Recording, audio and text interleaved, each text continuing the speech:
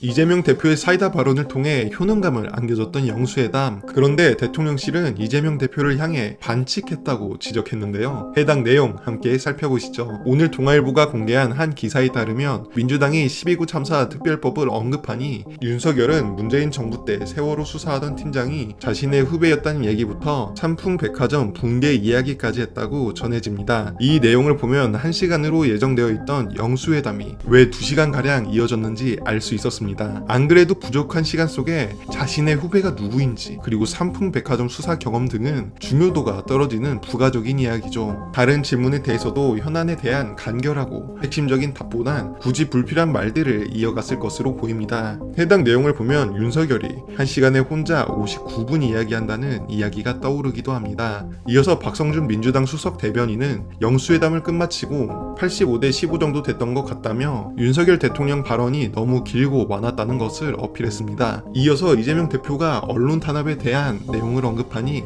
윤석열은 언론 장악하는 방법을 알지만 그럴 생각이 전혀 없다고 한 것으로 전해지고 있다고 합니다. 안 그래도 현재 해외 언론들이 한국의 민주주의가 후퇴하고 있다고 경고하는 상황인데 만일 윤석열이 언론을 장악하기로 마음먹는다면 정말 어떤 짓을 벌여놓을지 상상하면 할수록 끔찍합니다. 또 내용을 보면서 윤석열은 현재 국민들이 어떤 시선으로 현 정부를 바라보고 있는지 전혀 인지하지 못하고 있는 것 같습니다.